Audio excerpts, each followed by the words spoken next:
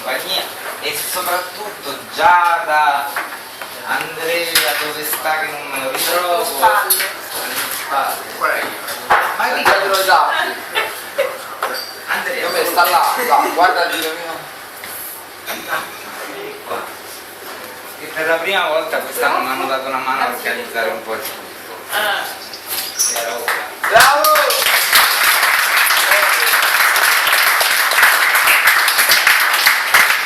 E da parte, per chi non lo conosce, lui è Gianluca Toglieri, l'importatore ufficiale per la della Royal Moto Italia.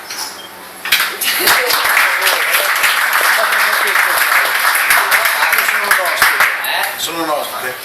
Comunque ringrazio tutti, come l'anno scorso ci siamo già incontrati con qualcuno, non mi conosco.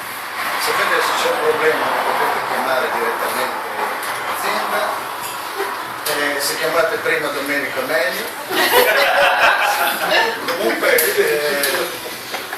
noi siamo anche a Motodestra, poi qualcuno magari stasera ho stretto delle mani, mi sono anche sbagliato, convinto di averlo visto lo scorso anno, invece erano persone nuove. Sono contento di vedere che si aumenta, mi spiace per gli altri che non hanno partecipato. L'anno prossimo metteremo l'obbligo di partecipare, anche perché in questi giorni c'è raduno Harley per fare Carsini. No, sapete cos'è stato raduno, no? L'evento più importante rispetto europeo dopo gli Stati Uniti. Noi non arriveremo mai a quei livelli, però farci vedere tanto, con tanta voglia e passione come avete dimostrato sia l'anno scorso che quest'anno. Tra l'altro oggi ho sentito un rumore vicino alla piazza, ho visto arrivare degli scammanati che si giravano. Grazie a Vanni,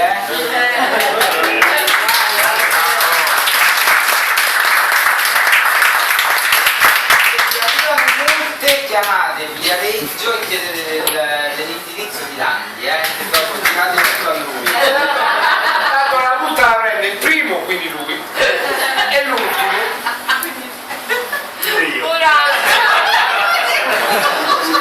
A posto.